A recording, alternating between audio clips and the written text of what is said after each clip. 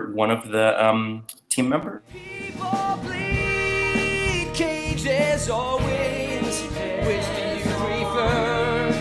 Ask the birds. Fear or love, baby, don't say the answer. Actions speak louder than louder than louder than louder than louder than cages or wings. Which do you prefer? Ask the birds. Fear or love, baby, don't say the answer. Actions speak louder, louder than louder than. They speak louder, louder than louder than. Actions speak louder than.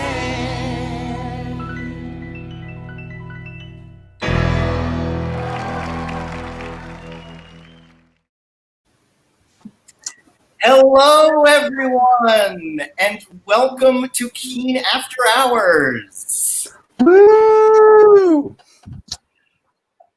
Thank you, Billy. Thank you, Billy. So we're Keen Company. We are an off-Broadway theater company, and that little video was put together by our very own Billy Reese, who is our marketing manager. And Billy, every time I see that video, it brings a tear to my eye. Thank you. Same here, honestly. Some of my finest. Billy has been our marketing manager, and this is his second season with us as marketing manager, and he began as an intern 3 seasons ago. So he has climbed the corporate ladder here at Keen. And I'm coming for your job next, Johnny. Thank you. Thank you. I look forward to it. I wanted to take a moment to introduce the other members of Team Keen. First of all, we have Reed Ridgely, who is our general manager. This is Reed's second season at Keen, and I have known Reed, oh my gosh, for like over 15 years, I think, since I was just a young wee assistant director at the Vineyard Theater. Hi, Reed. Hi. So happy you've joined us. Where are you joining us from tonight? I'm at my home. This is my living room in the West Village. Excellent. Thank you for joining us. Yeah. Excellent. We also have Jeremy Stoller. Jeremy is our director of new work.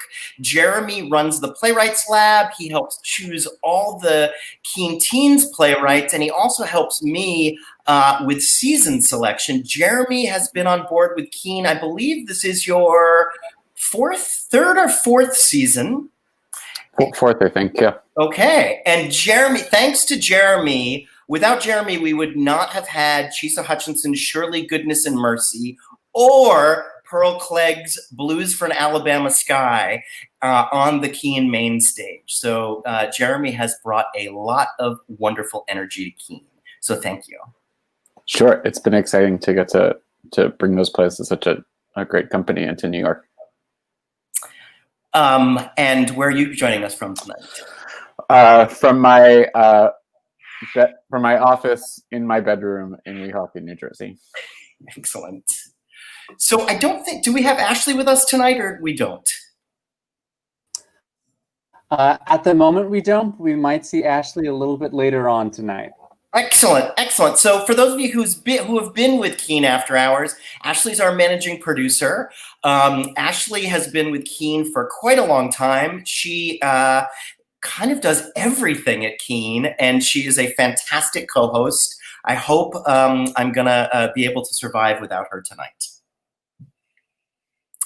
So, boy, tonight's an exciting night. We are, tonight is our season launch party of our Here Now season.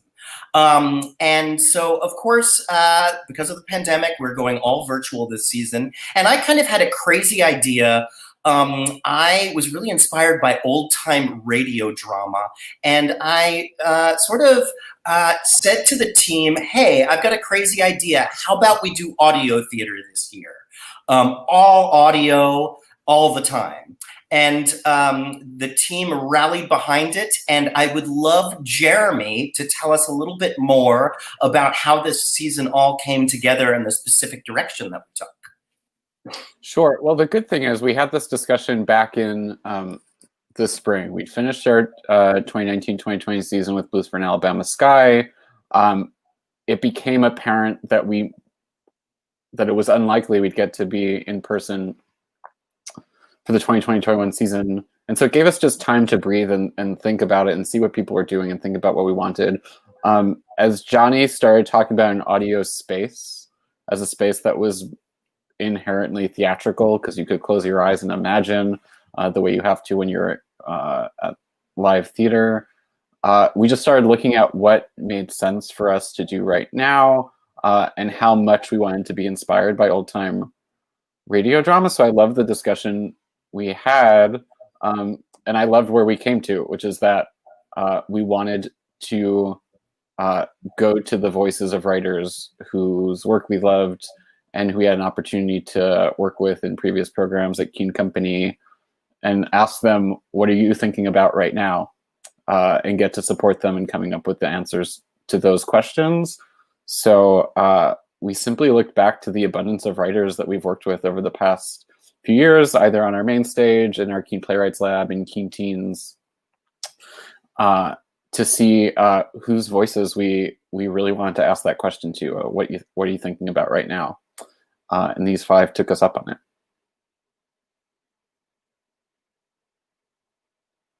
Johnny's on mute. See, I'm lost without Ashley DeGiorgi as a co-host. Before we introduce our playwrights and speaking what's sort of on our minds these days, I wanted to take a moment to do a land acknowledgement, which is the first time we have done this at Keen. As we celebrate Indigenous Peoples Days, we'd like to start today's event with a land acknowledgement. We do this to recognize the long history of the territory where we live and work and its significance for the Indigenous peoples who lived and continue to live here, and to demonstrate our commitment to addressing the legacy of colonialism in our work and practices. I personally am speaking to you today from Brooklyn, which is the traditional land of the Lenape people. Since our activities tonight are shared digitally to the internet, we'd also like to acknowledge and consider the legacy of colonization embedded within the technologies, structures, and ways of thinking we use every day. We are using equipment and high-speed internet not available in many Indigenous communities. Even the technologies that are central to much of the art we make leave significant carbon footprints, contributing to changing climates that disproportionately affect Indigenous peoples worldwide. We invite you to join us in acknowledging this, as well as our shared responsibility to make good use of this time, and for each of us to consider our roles in reconciliation, decolonization, and allyship. We plan to continue this practice of land acknowledgements at all future public events, and to build on this practice in thoughtful ways so as to be better engaged with Indigenous peoples and Indigenous stories. So now, as we officially launch our launch party, I'd love to invite the writers of the Here Now season to join us.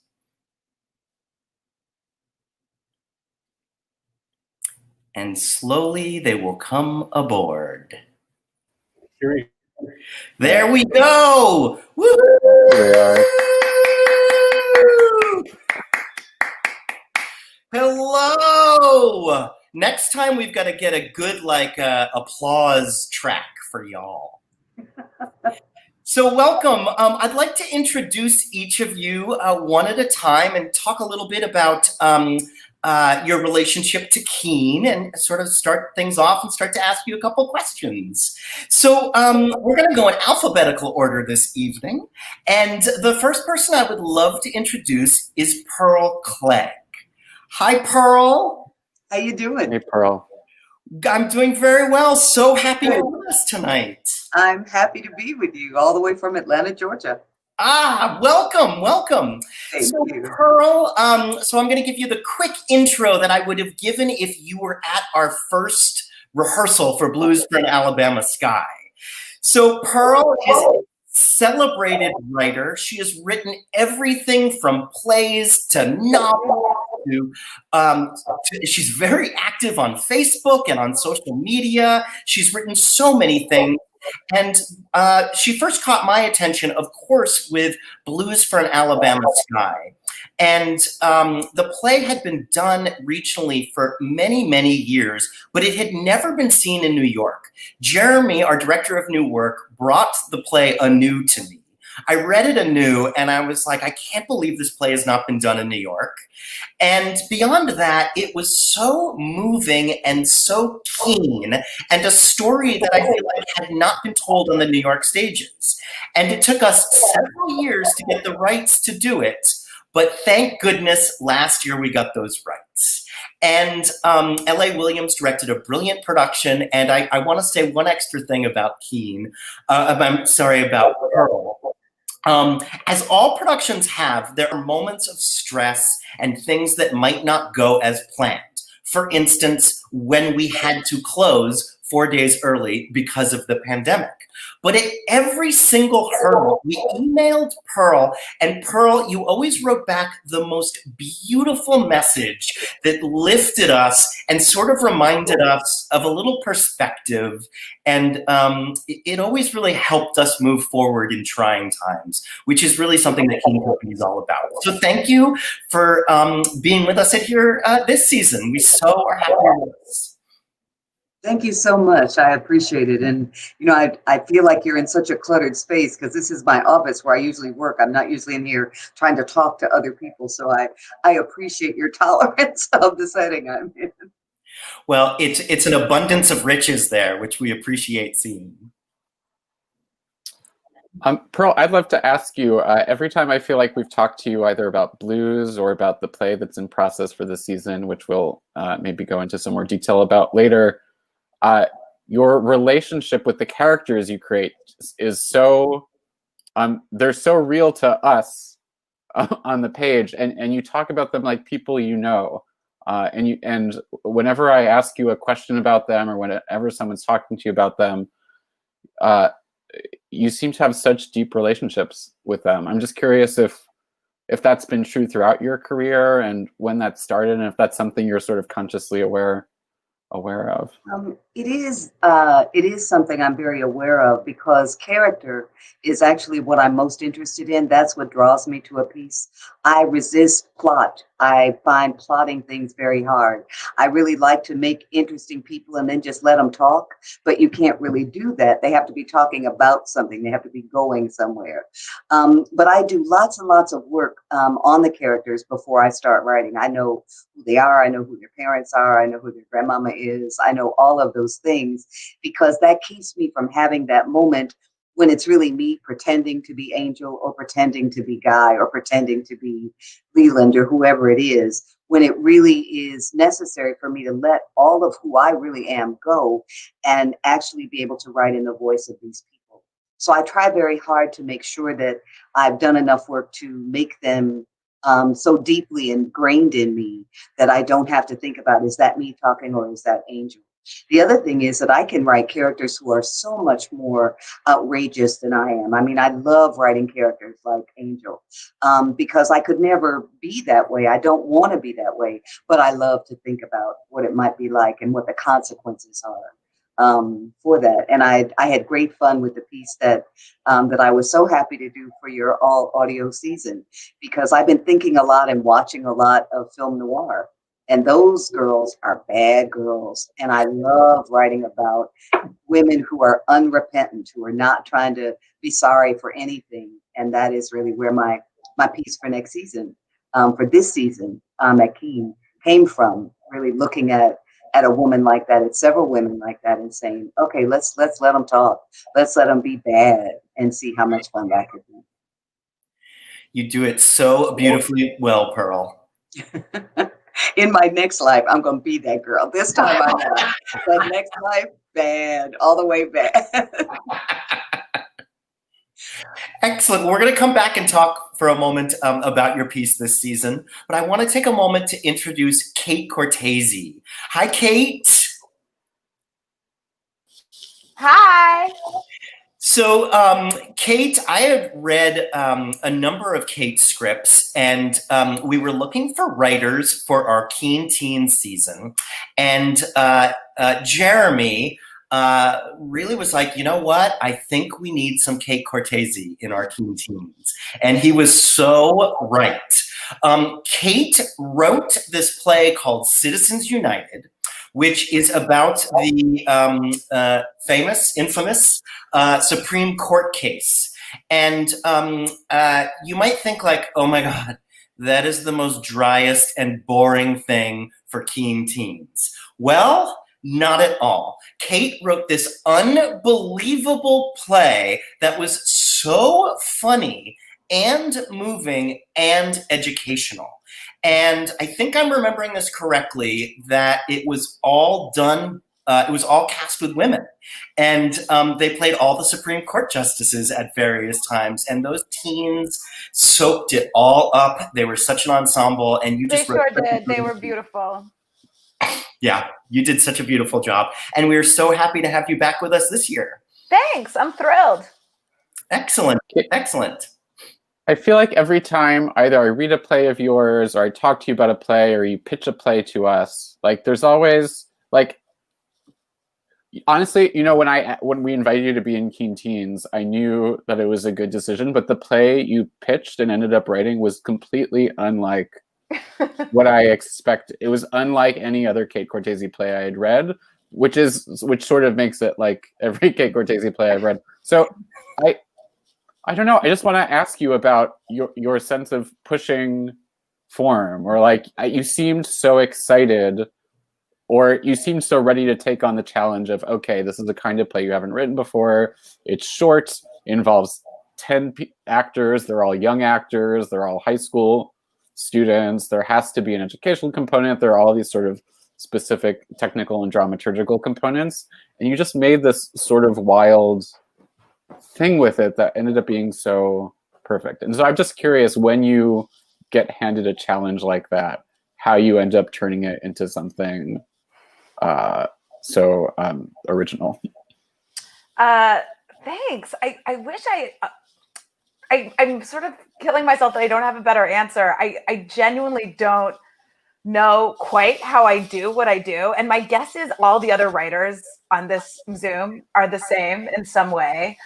But I will say about the Teen Challenge in particular, there was something about writing for young people that did give me permission to be fun and to kind of, you know, there's a whole number where they rap.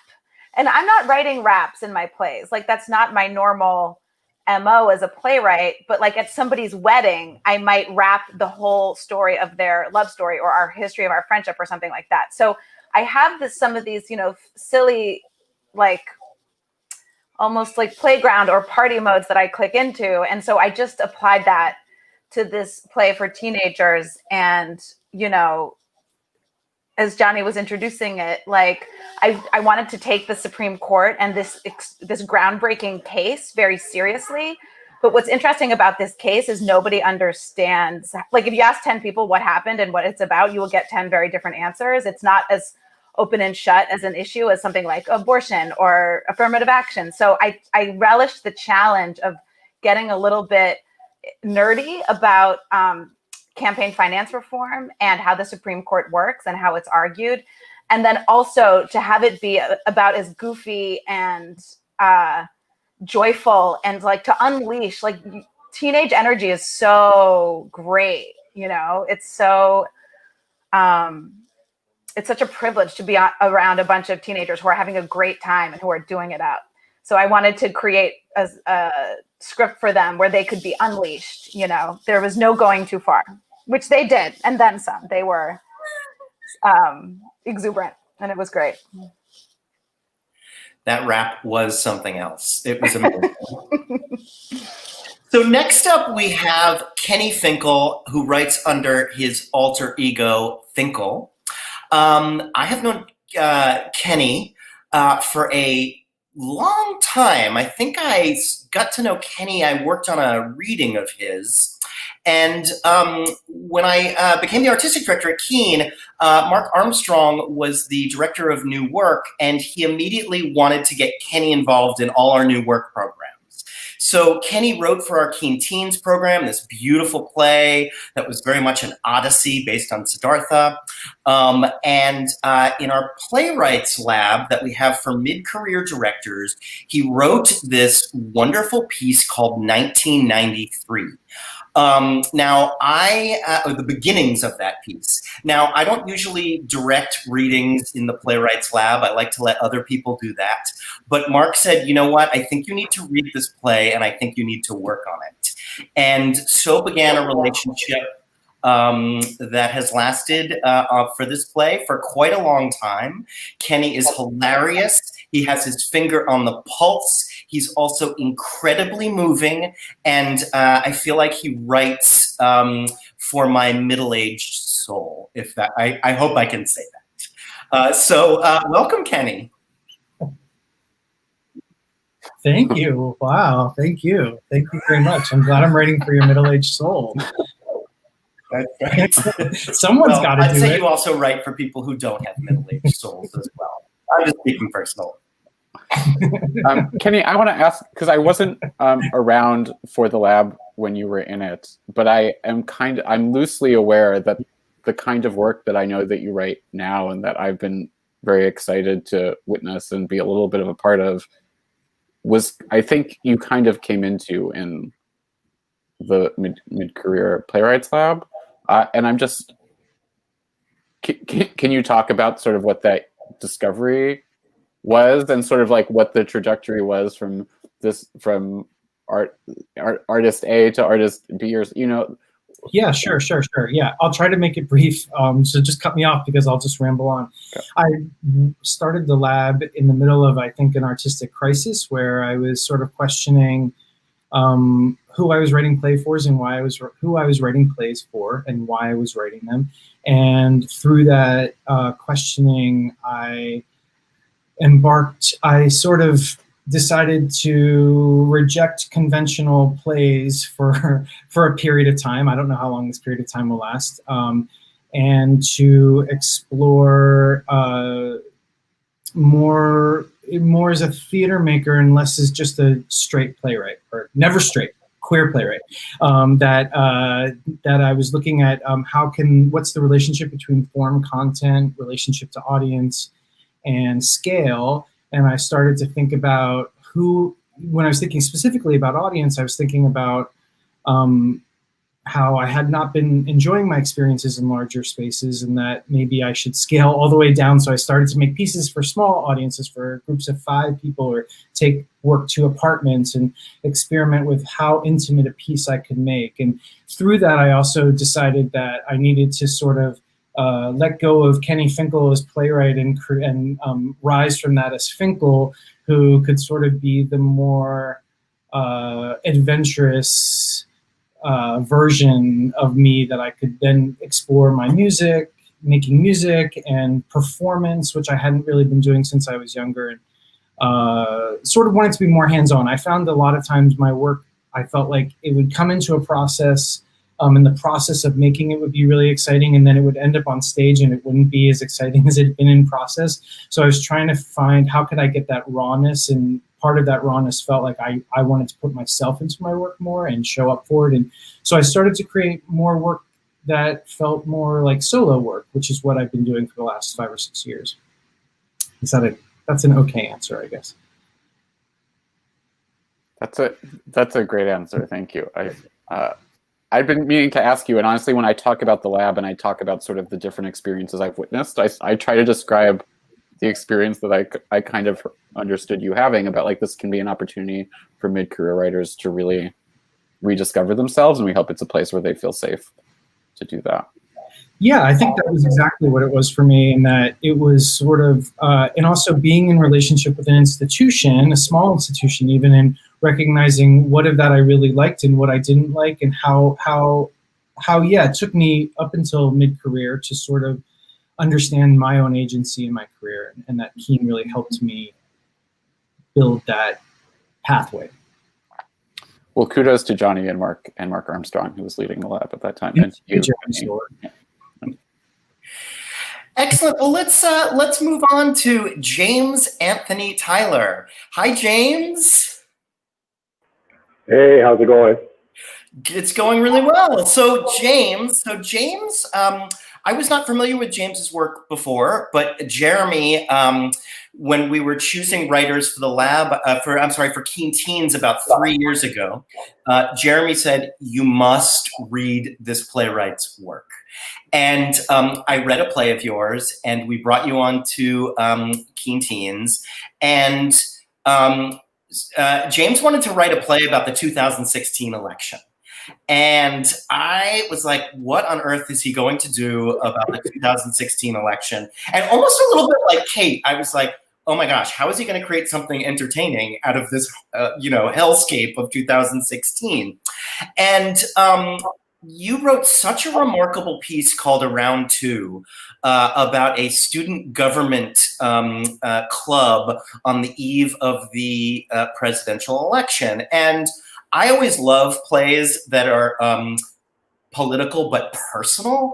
And James wrote such a beautiful play for the teens that was, in the end, like really looked at the factions we had in our society and really applied them to the personal stories of what was going on in that class. It was so beautiful. It was so heartfelt. It was funny. And those actors like tore into that material like they really lived in it. So you created something incredibly special for them. And James has also been an incredible alum. He's come to so many different events that we've had, and you've just been so supportive and great. It's just been great to have you as part of the Keen community. So of course, we want you as part of this season. So welcome. Thank you. I appreciate that. James, it was. There are some writers who's just, it's so easy to think of them as writing for Keen Teens, either because they write so well for young characters or they write so well for ensembles. And Keen Teens were asking people to write well for for ensembles of young people. And you just did such a beautiful job with it. And I know the experience I have when I see New York City high school students sort of rise to the challenge of premiering these really difficult works. And to be honest, we don't put content restrictions on the writers. We don't tell them to write. We tell them not to write down to the students. And then the plays come to us and it's like, wow, they really took us up on, the writers have really taken us up on that, to the extent that I'm like, I'm not sure what these students will be able to do it, but it's always such a remarkable thing to see those students rise to the challenge just for me as the producer of the piece. So I was wondering what your experience was of just watching. I don't even remember if you were there that first day of rehearsal. I was.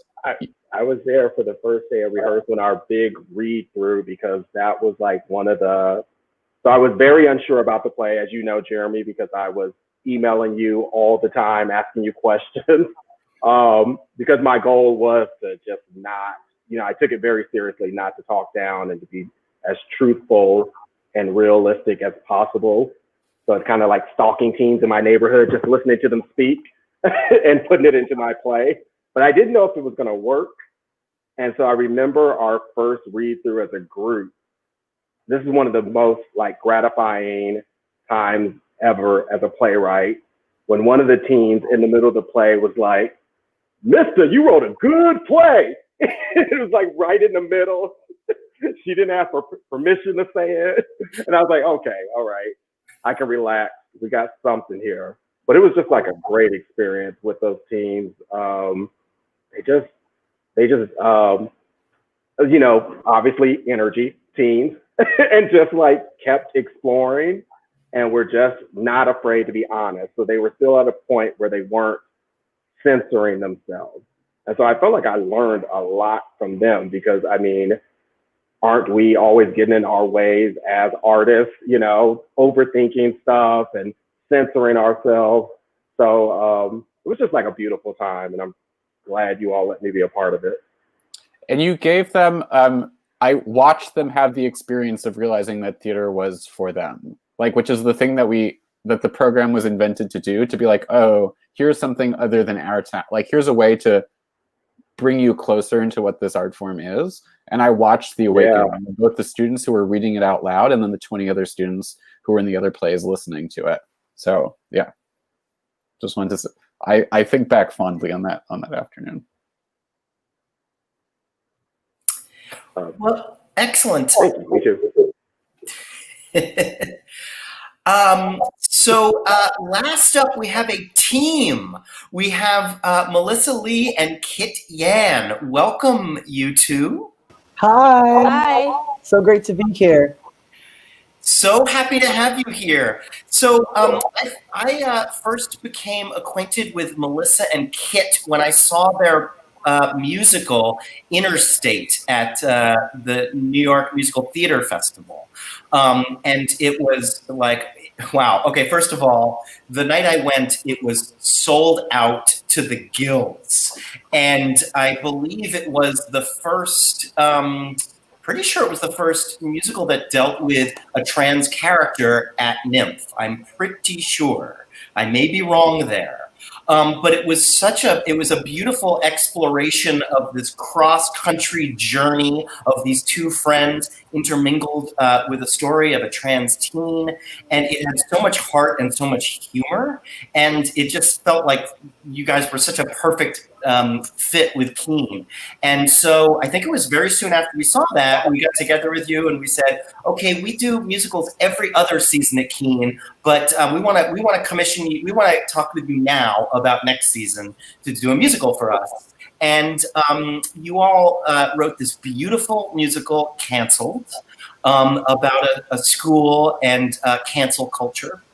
And unfortunately, it was canceled due to the pandemic. But I am happy to say that last 2 weekends, or I guess it wasn't this past weekend, but the weekend before, it was done by Diversionary Theater in San Diego virtually. And it was so beautiful. And those teens who did that, were like, you could tell they loved that piece. They gave it their all. So we were thrilled to welcome you on board for the Here Now season. We knew we wanted to do a musical, and we knew the musical team to go to was Kit and Melissa. So we'll welcome back to Keen. Thanks so much. It's so exciting to be here.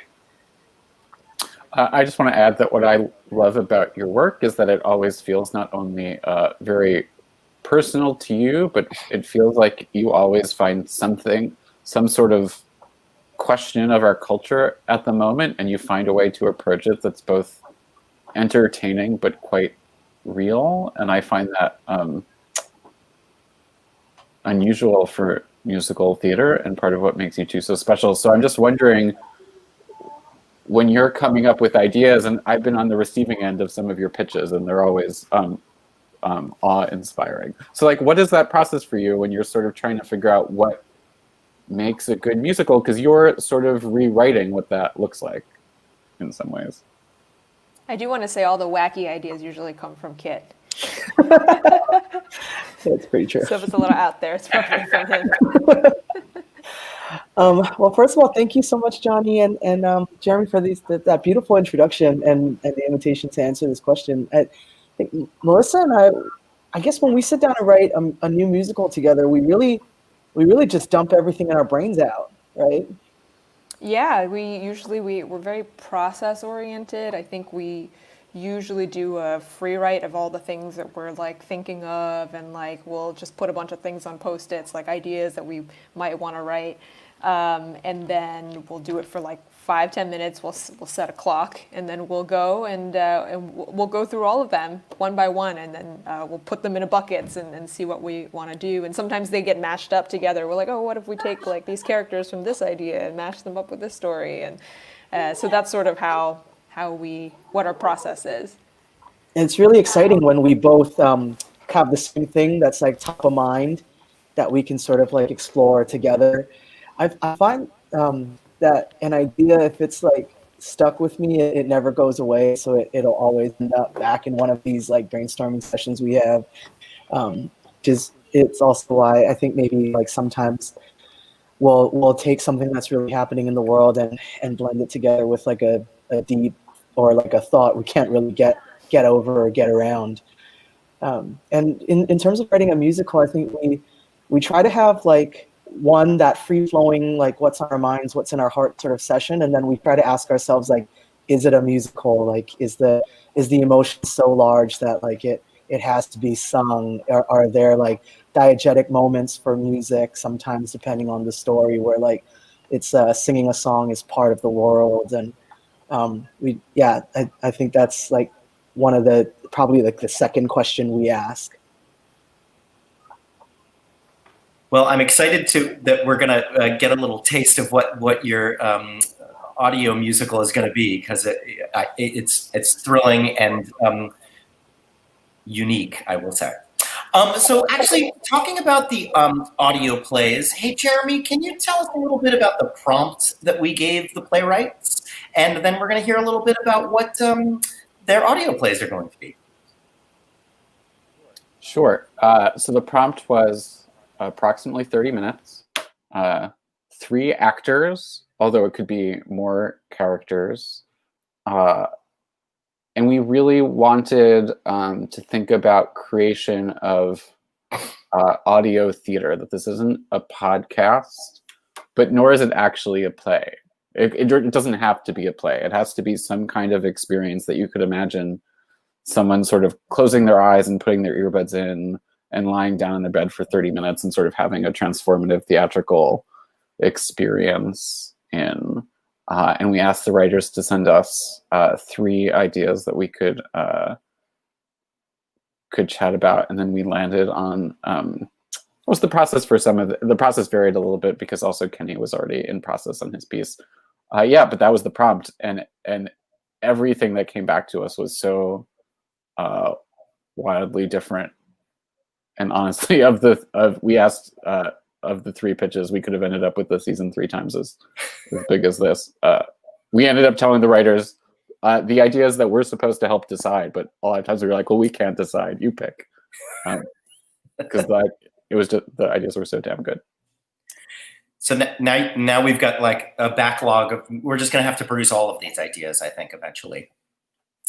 So Pearl, can you tell us a little bit about your bad girl piece?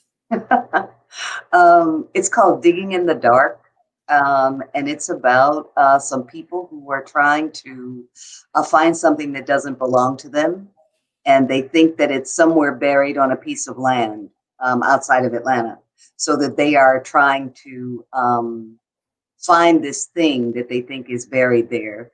And we meet them as they're trying to dig around and see what they can find.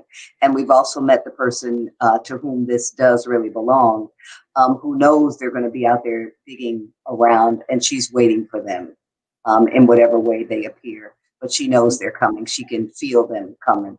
So she's waiting for them. So it's 2 women and a man. So when we first had a chat, you specifically said something about the use of imagination for radio drama. And I believe you talked about your grandmother. I'm wondering if you could talk a little bit about that, but also about the role of audio in this play, because I know you've been very specific about what you do. My grandmother used to listen to the stories. She always called them the stories on the radio, and it would be like Our Gal Sunday, and these plucky women who were having to confront life and do these difficult things and find jobs and take care of their families and fall in love and have their hearts broken and all of these things. And my grandmother was a fairly quiet, reserved person, but she loved these stories, and we would always listen to them while she was cooking, and I'd be doing whatever part of it she would let me do, roll a biscuit dough or cut up a little something for the salad. But I always remembered it because I could see those stories so clearly as we were listening, and then we would talk about them. It was a great shared experience, but I had never tried to write anything like that. So that when you asked me about writing something for radio, all of that came back to me, and the idea that we were going to be able to really focus on what does this piece sound like was really exciting for me, especially since I said, well, let me put it outside because there's a lot of interesting noises outside. So I got to spend time listening. I'm thinking, okay, these people are in the woods in Georgia. They're going to hear an owl. What kind of owls are there in the woods in Georgia? And it turns out there are 7 different species of owl that make their home in Georgia. And I got to listen to all of their different screeches and all of that. So it was really wonderful because it made me think about what are the things that you hear at night out by yourself that are going to scare you? Because these people are not real comfortable in the woods, but they're there. So I had to think about, who are the birds? What does it sound like when you're walking through dry leaves? What does it sound like when you do hear this owl screech? And all of those things that I think were coming in differently than they would have if I had known it was going to be on the stage with all those other things to work with. I honestly can't wait to hear that sound environment that brings us into this beautiful play. I think it's going to work just wonderfully. Oh, I'm looking forward to it. I mean, I got rain in there and, thunder and all the stuff that you can possibly think of that might be interesting outdoor noises. So I'm looking forward to it. I really appreciate a chance to come back to Keene. It was wonderful to have Blues there, and now I'm happy to be continuing this relationship with you. So thank you for inviting me. You are so welcome. We are truly honored to have you with us this season and to have you back. So Kate, can you tell us a little bit about the piece that you're working on? I know you're in process, but is there anything you want to tease us a little bit about? Yeah. Well, I was very intrigued by this proposal of an audio play, both for the audio and writing something short. The only short thing I've written is the other thing I wrote for you, the Keene Teens piece. And my sort of goal was to just make sure I was telling a story that wasn't a frustrated play that had to kind of be adapted for the ear, or not a novel that we spruce up a little bit, that I wanted whatever I do to feel like we're listening to it in its ultimate form, in the way that it really wants to exist. And to Jeremy's point about my stuff earlier, I came up with 3 very different ideas that were kind of almost in different genres. And I ended up going with the play that's the hardest to describe. It's sort of hard to not put in a nutshell, but it's a telethon fundraiser for a funeral of a sort of mythical uncle. So there's this boy who's, maybe in his 20s. He's an ambitious, aspiring artist, a musician. And that's my hero. That's my main character. And he has a kind of intriguing, complicated relationship with this uncle who he talks about, Uncle Sandy, whose real name is J.R.R.R. Alexander White. And what we kind of come to realize as the play goes on is that this uncle is sort of a mythical figure on the syllabus. He's like a famous writer, poet. There's a joke about how he wrote the lyrics of a Broadway musical, and it was not his most successful work. And he died penniless, which is a mystery, which is a secret why he didn't have any money when he died, when he's so famous. And so the question is how to bury him, and how is this nephew and his sister going to raise the money to bury him, and to and the question changes from can they get the money to bury him to how do you bury him? What do you do with this person and their legacy? And one angry caller calls in and says, take the money and build a dance floor over his grave so we can dance on his grave whenever we want and throw a party. Someone wants to who discovered his poetry, wants to make a poetry center for other people to learn how to write poems. Different people who call in, and it's an opportunity for the actors to try on different voices. So, if Pearl's play is a real kind of fireworks festival of audio sound and ambient sound, I think my audio fireworks is like how much fun voice actors can have embodying different people who call in and, let our this nephew character know how they feel about this complicated man who's in the canon and what they think should be done with his legacy and his body. So the actors really get to, one actor might play 3 different people calling in from, who are 3 different, very distinctive kind of people who talk very differently. And so I think, there's a lot of comedy and a lot of strangeness in this premise and in this little audio play. But I think the pleasure that we're going to take as theater makers is in actor virtuosity. That is my favorite thing. I so love actors playing multiple roles. I think actors love it. But I will admit that when you had your 3 ideas, one of them was a telethon. Telethons are like my favorite thing in the world, and I just can't wait to read your first draft. Me too, brother. Me too. Excellent. So, Mr. Finkle, Mr. Kenny Finkle, aka Finkle. Finkle's play is a bit different than our other commissions, only because it's the play 1993 or the piece 1993 that we've been working on since the Playwrights Lab of 2014. So I'm wondering if you can tell us a little bit about 1993. Sure. Well, the piece was inspired by, in 2013 rather, the New Museum had an exhibit called 1993, and I went to that exhibit. And while I was there, this is talking about midlife crisis. In the middle of the exhibit, I had a midlife crisis and thought back to the year 1993 in my own life, and I was 21, just out of school, living in New York, and I suddenly realized that there was a whole swath of my life, specifically at that time period, that I sort of had blanked out or ignored. And so I started to investigate it and realized that there was a true coming of age moment for me. But then when I started to think about my own story, then I started to look at New York City and the country and think about what was happening on all 3 fronts at the same time. And so the piece the piece explores those 3 things at once. And is inspired by old time radio drama. So it's episodic. It's multiple stories of all these characters who live in one apartment building in the Lower East Side or in the East Village.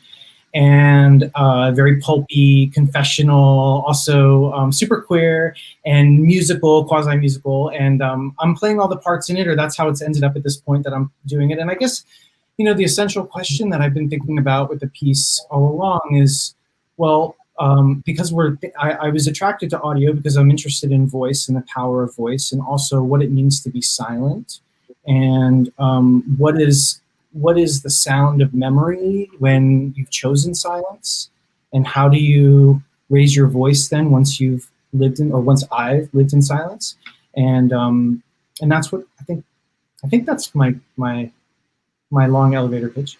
I think that describes it very well. Can you talk just a little bit about sound in this piece, because you're also doing the sound design as well, correct?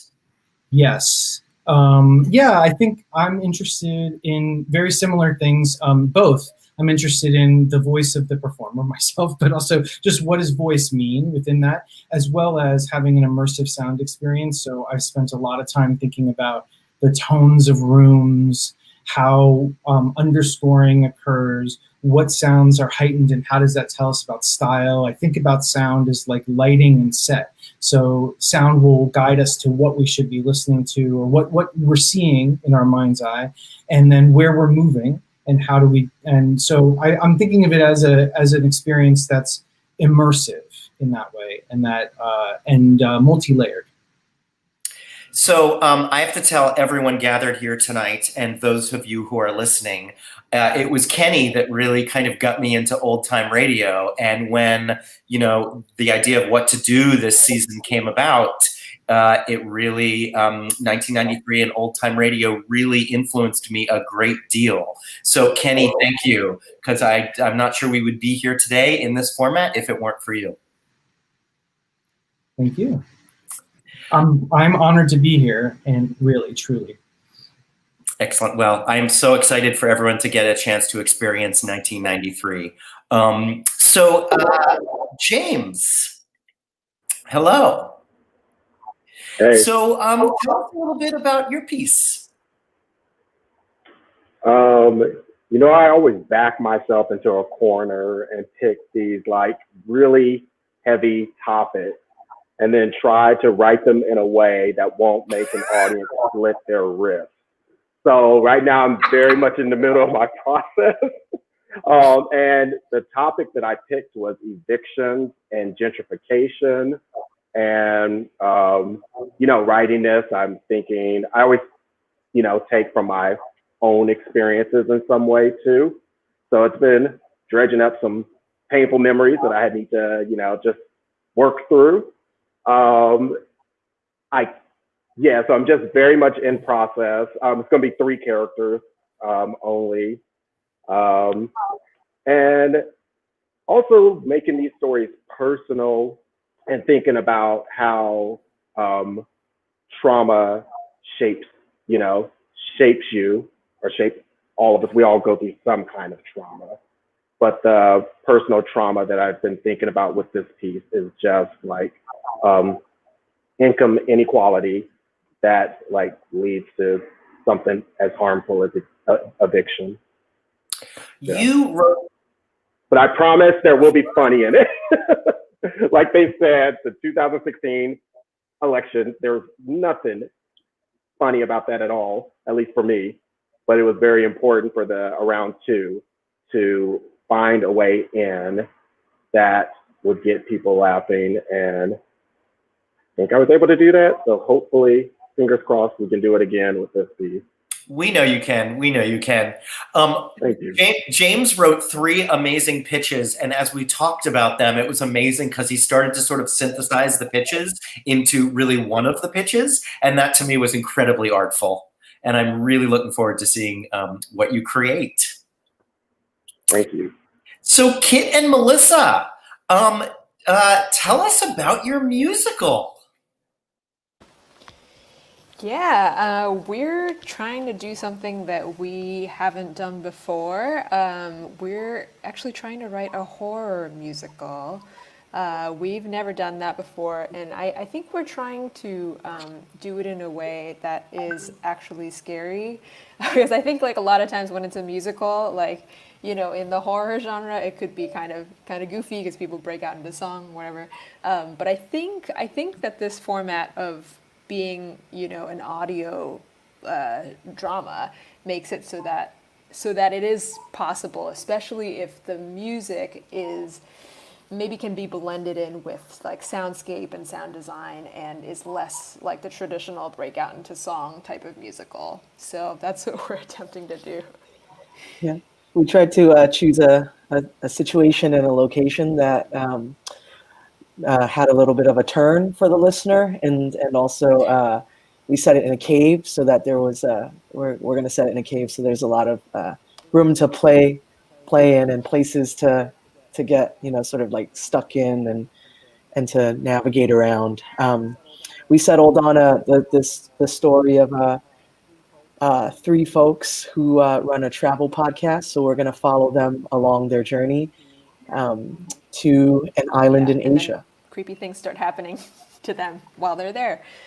So we actually thought that it would be interesting to do it sort of in the form. So instead of like a show that is adapted for audio drama, I think we're like, it would be interesting if this was like just one of the podcasts that they normally do and something just goes wrong and it becomes sort of a Blair Witchy thing via audio. Y'all had me at Blair Witch. When you said that, Blair Witch and like podcast, it's sort of, I was so intrigued. I think both Jeremy and I loved that idea. Well, y'all, this has been amazing. Like to gather you all, but to hear all these different ideas and plays, they are all so unique. And really are going to take advantage of the audio format in very different ways.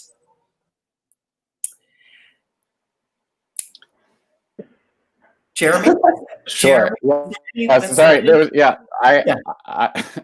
I don't know what else to say about this season, except I think there couldn't be anything more exciting for me than taking the risk on saying and the journey on saying, write what's in your minds right now, and we're embarking on. There is no audio play canon, right? So we had to do something new, and we had to do it with people we trusted and people we wanted to spend the season with. And we're asking you to describe plays that don't exist yet. So this season announcement is unlike other season announcements because every other season announcement we've had the texts in our hands. We don't have that this season. That's just pretty cool. So I think it's something great that has come out of this moment of uncertainty. I agree. It's been, we're sad that we can't be together to gather, but to be able to work with all of you amazing writers and see these worlds that you're creating, and again, to have a whole season of world premieres is a wonderful and a wonderful thing. Well, thank you so much for being with us. I could go on and talk to you all for a lot longer, and I think we will when we start gearing up for each of your pieces. But thank you for joining us tonight and sharing a little bit about your work and what we have to look forward to. I really appreciate it. Wait, Johnny, can I say something before we end? Please. Just because I studied Pearl Cleage when I was in graduate school, I'm such a big fan of your work. I love Flying West. You guys got to read and produce Flying West. And so thank you. You were like one of the people who helped to shape me as a playwright.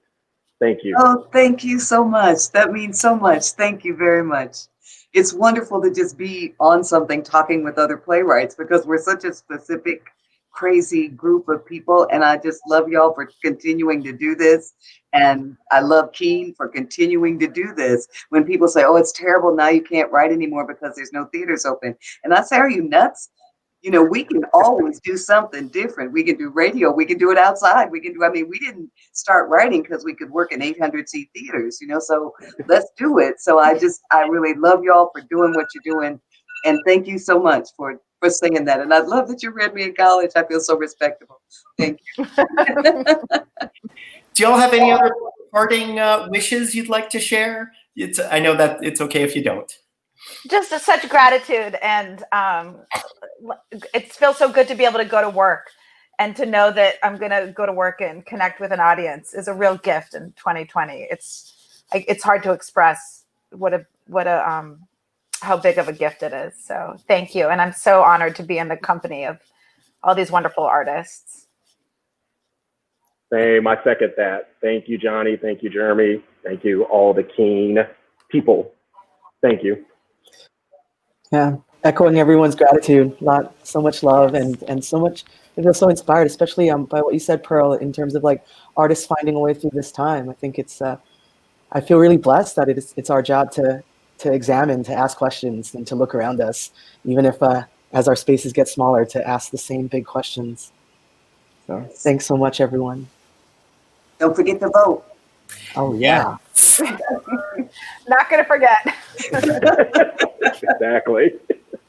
Thank you all so very much. Thank We you really all. appreciate it. We'll speak to you very soon. Thank you, Kate. So, hello, Team Keen. Hello, Ashley and Billy. Sorry, guys. I just had to go because I was I got really excited, so I went ahead and I went to my favorite podcast app and I just went and subscribed. So that took me like a couple seconds, and then I just went over to our website and I became a member real quick. So sorry, I just had to jump off. I became a member. I just was too excited by hearing the playwright. So, but I'm back. It's that easy? Wow, that's it's that amazing. easy, guys. It only took like a couple minutes. Can you tell us a little bit about the memberships we have and sort of how you can listen to these amazing audio plays? I would love to. So our entire season will be available on whatever your favorite podcast app is.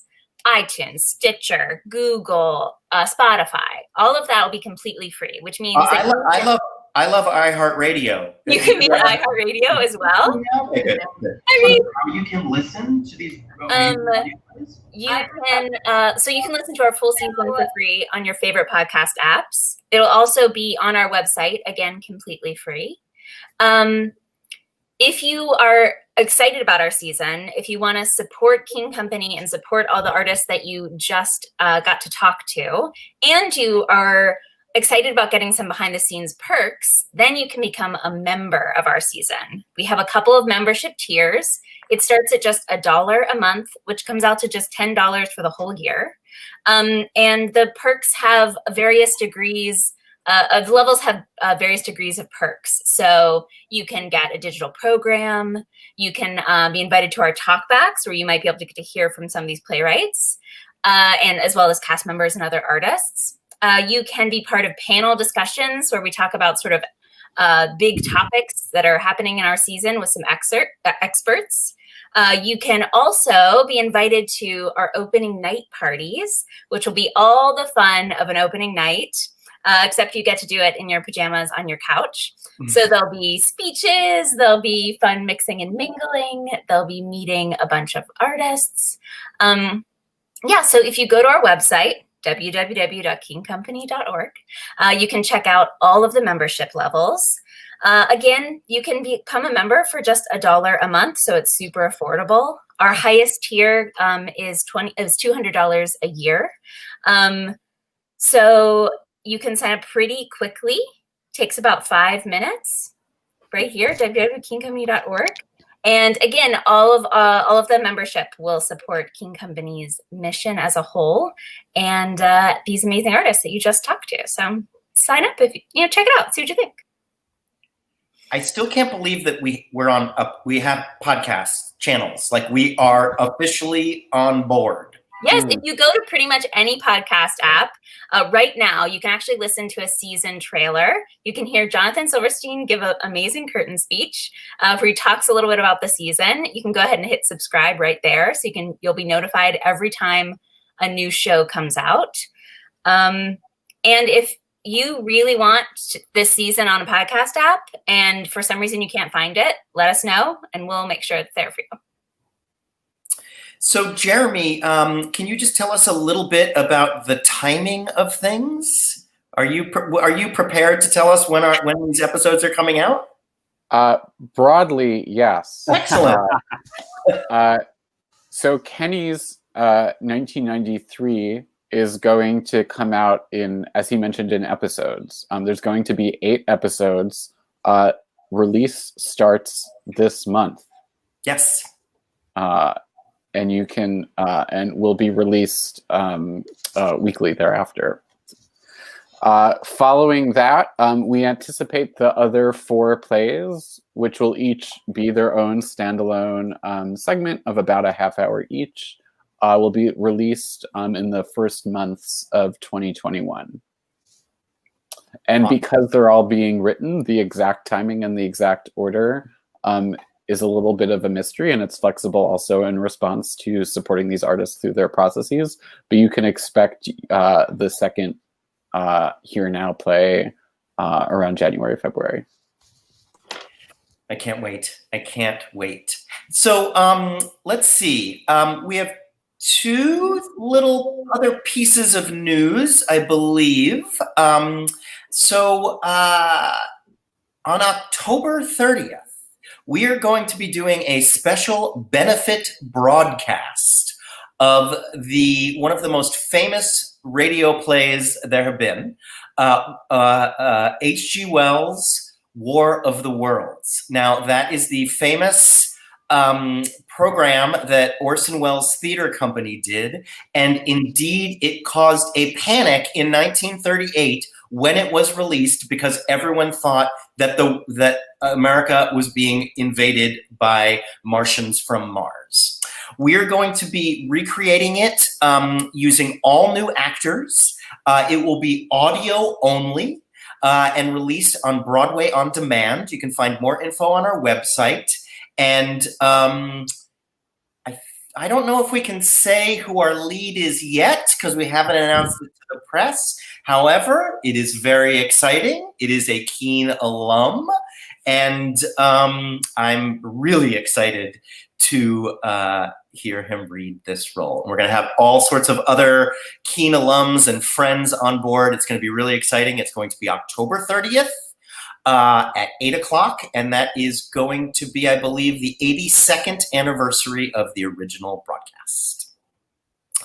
And Billy, do you want to tell us what's coming up on Keene After Hours next week? Oh, do I ever.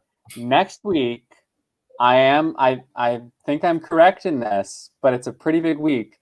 We have a 4-time Academy Award nominee joining us. The amazing Marsha Mason is going to be here. I've been studying up I just watched The Goodbye Girl last night. I'm ready for it, and I think y'all at home are going to enjoy it. Yeah. Awesome. Awesome. And as a quick additional plug, that if you are really excited about our benefit broadcasts, one of which being War of the Worlds, at the end of this month, we're also doing Sorry Wrong Number, another rather famous radio broadcast in February. If you're excited about these, just a pro tip, you will receive a discounted ticket if you become a member of our season. So members of the Here Now season receive a discount to all of our benefit broadcasts. Again, information on the website. And an even bigger hot tip, the tickets for War of the Worlds just went on sale. So you can be the first to grab your tickets on our website. And who's going to be in Sorry Wrong Number, Ashley? Well, I'm glad you asked. You may have heard of her. She's a 4-time Academy Award nominee, Marsha Mason. That's right. Oh, I love her. So we'll be chatting with her next week, and I'm sure we're going to ask her a bunch of questions about if she's excited to fill the big shoes of Agnes Moorehead, who originated the role of Sorry Wrong Number. Awesome. Well, great. Well, this was a pleasure to sort of see so many friendly faces and to hear about so much great work that's coming down the pike. I'm thrilled. I got to say, I know the season has officially started because I think we got a tear out of Jonathan Silverstein. I think we got a little glimmer out of his eye, which means we're in a good place. I think you're right. I think there were a couple tears that happened, and I really tried not to draw attention to it. I was crying backstage. It was beautiful. I'm so excited. Well, what an amazing roster of people. But beyond that, what an amazing roster of people on the screen right now. I came up with this crazy idea, and I remember having a call with y'all saying, all right, this is some crazy idea that I want to do. And you all have made it happen. You've made my dreams come true. We've not only learned a completely new medium, and Reed has contracted in completely new spheres, but we're making something new happen here at Keen, and we're all really excited and couldn't do it without these 5 people on screen right now. Well, I think we all echo the artists, the playwrights' sentiment that we're excited just to be up and running and being able to tell stories during this crazy time. So can't wait. I'm excited. Well, thank you all for joining us. And as I always say at the end of these broadcasts, I look forward to seeing you at the virtual theater soon. Good night, everyone.